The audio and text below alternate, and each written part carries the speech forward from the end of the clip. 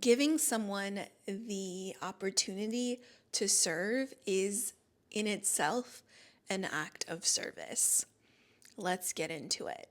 Hi, I'm Aisha. Welcome back to Monsoon season. This is the coziest corner of the internet where we talk about all things culture, consciousness, and the courage it takes to be seen. I am so happy you're here. If you're new here, welcome. If you are a returning viewer and listener, I am so happy to see you again. Make sure to subscribe to the channel and leave a comment where you're listening in from and just share anything that resonates with you from this episode. This episode is a love letter to those suffering in silence.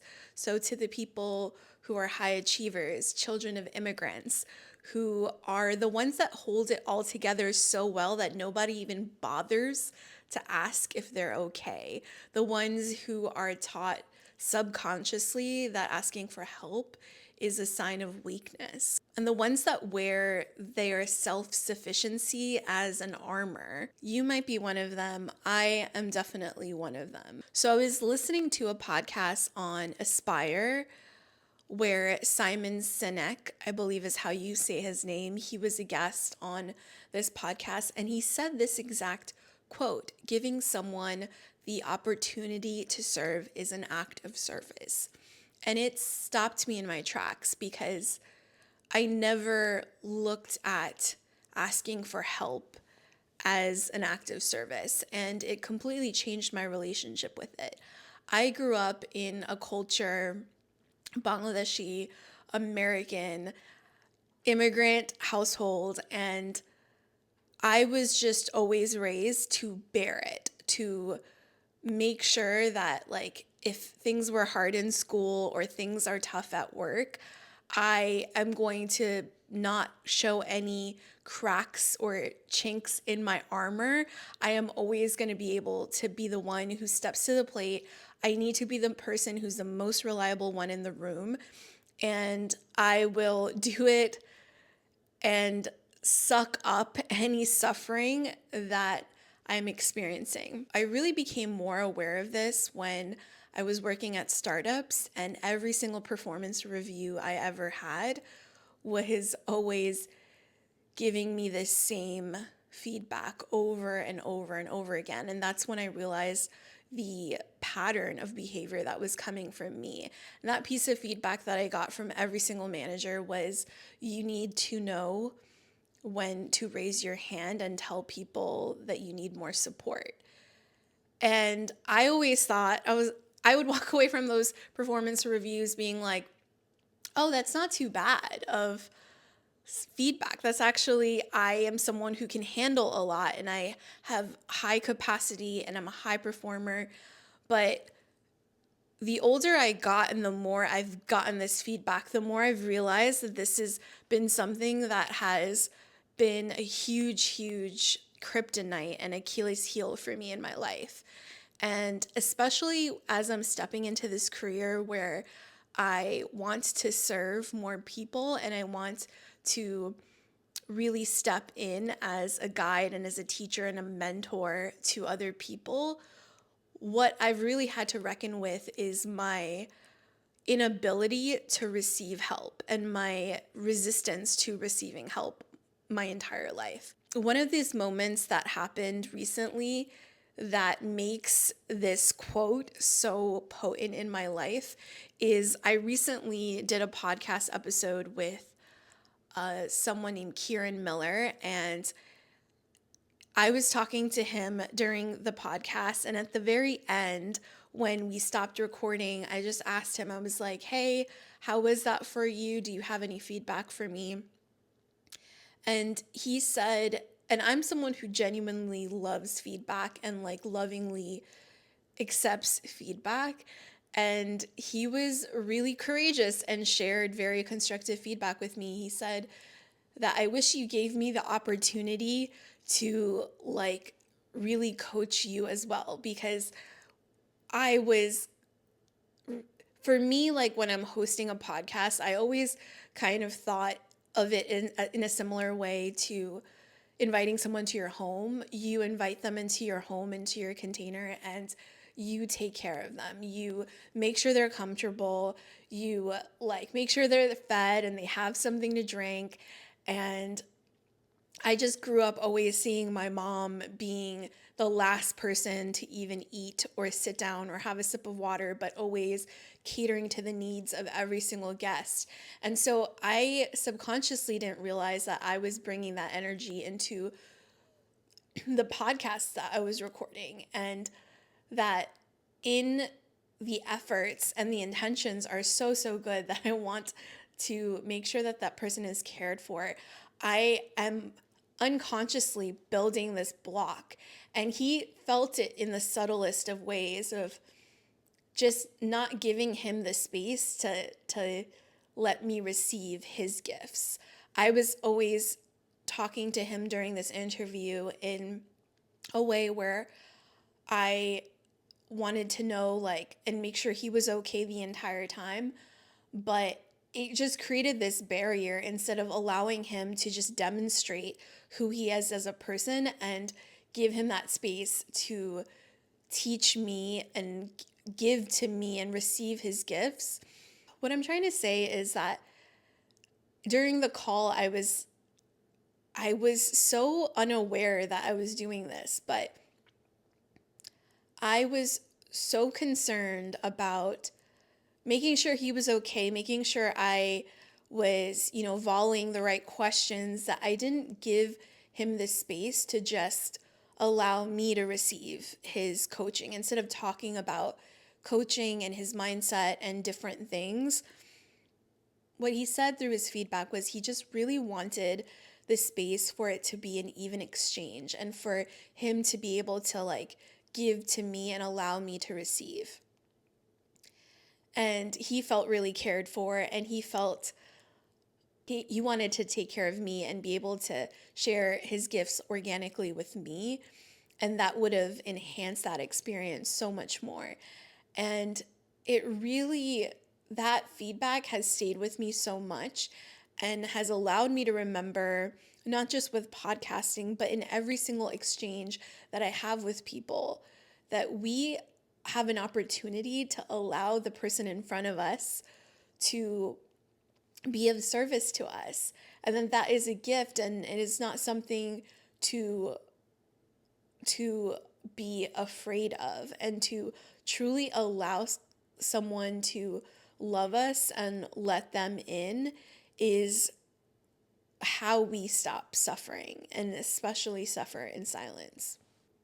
I don't know if you've ever been that person who's gotten a text from a friend who is at like a breaking point, and they are like, I've been really struggling for weeks and for a long time or months, and I really didn't want to reach out to you because I didn't want to be a burden to you.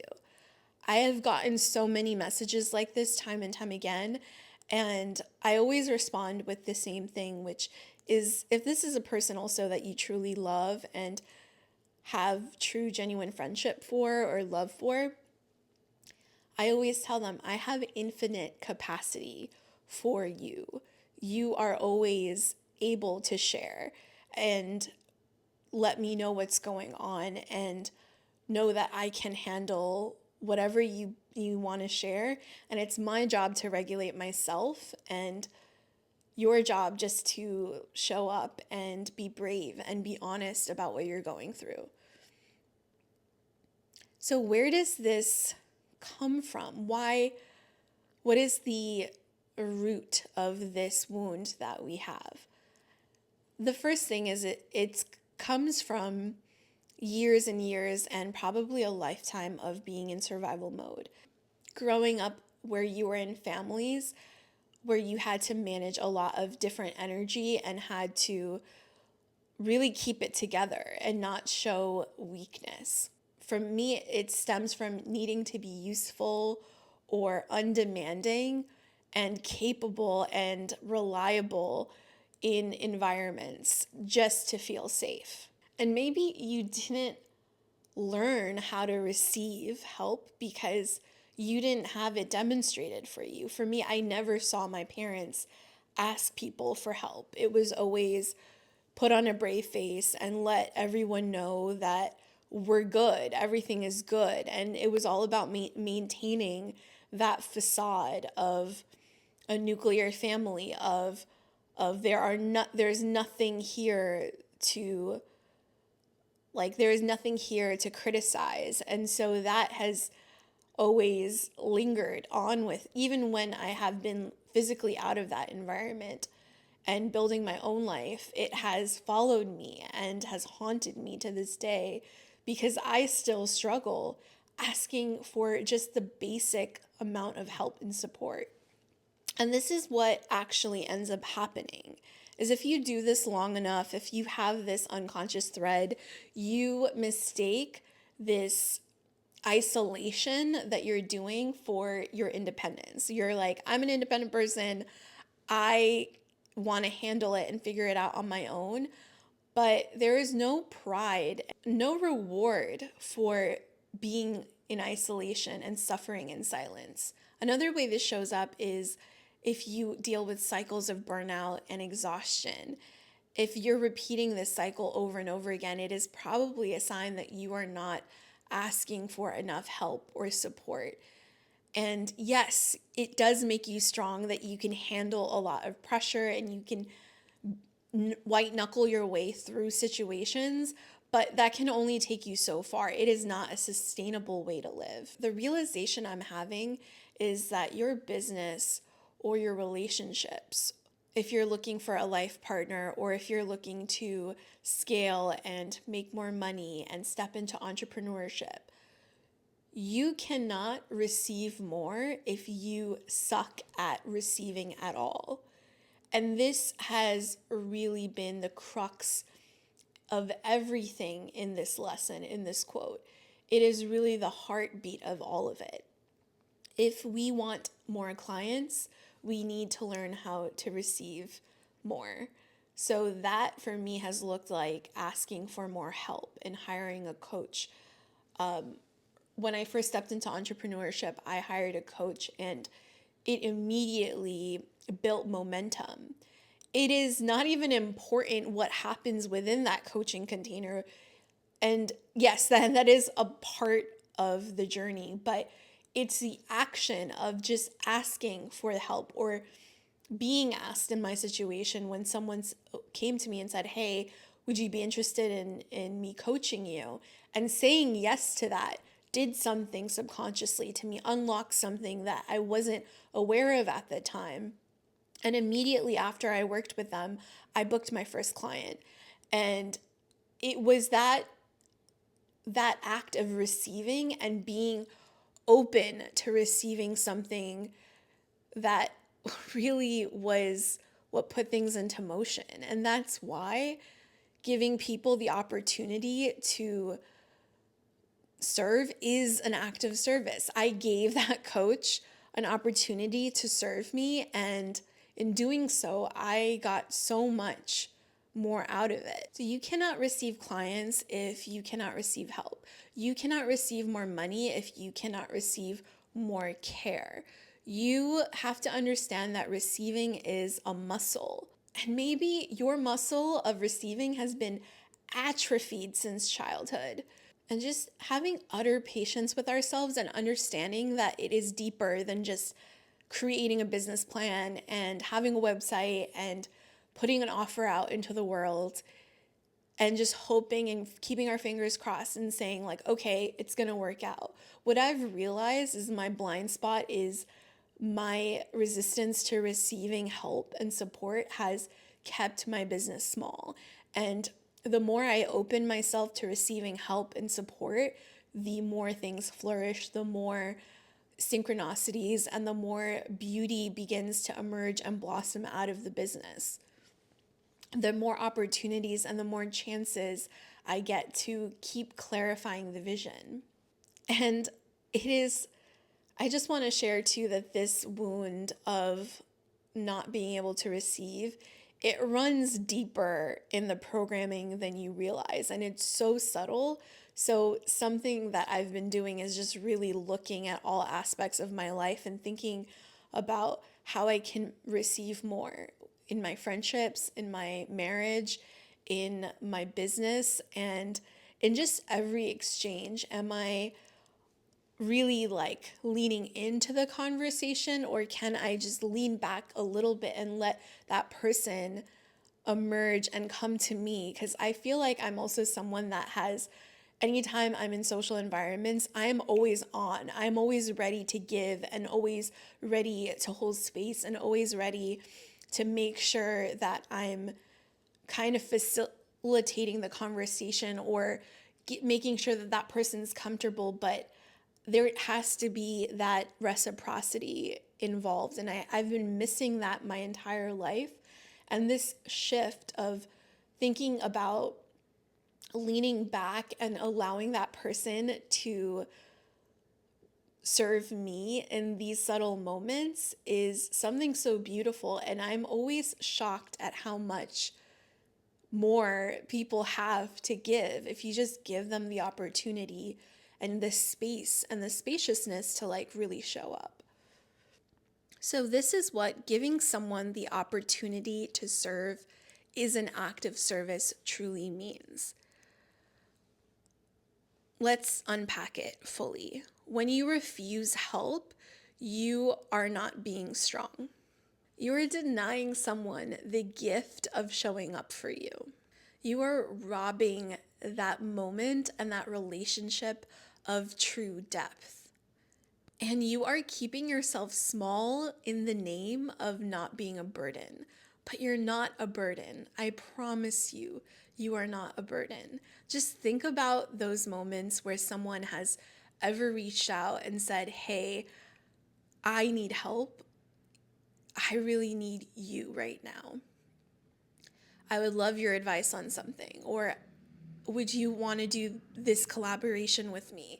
Think about how receiving a message like that makes you feel significant, makes you feel useful, makes you feel like, wow, okay, I get to step up and share something with this person or with the world, and I get to really feel trusted with them. And it makes you feel significant. It makes you feel special. It makes you feel like your life and your abilities and your history is useful to humanity. And it's just such a good feeling. So think about how much you love being called on to help and to serve. And now it is all about mirroring that and giving other people opportunities to show up for you, because you're giving them those seeds to serve and you're giving them those good blessings and those moments to step into their gifts. Allowing people to help you is the most vulnerable thing I have ever experienced. And it is also the bravest thing. I wanted to end this episode with this beautiful real life example where this quote completely solidified in my psyche. One of my friend's mom was very, very ill and in the hospital, and they were counting basically down the days that she had to live. She only had a few days and a few weeks to live.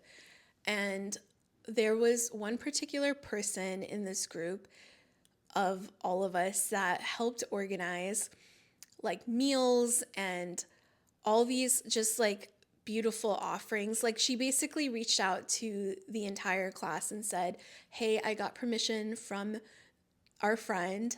They're going through this really hard situation. She shared what was happening. And she had a plan. She said, hey, I have this plan of planning these meals for their family so that they can have a little bit more ease and comfort during this really tragic time. And all of us were able, with that invitation of hers, to offer up our service by flooding him and his family with prayers and blessings and good wishes and thoughts and notes and messages and texts and voice notes.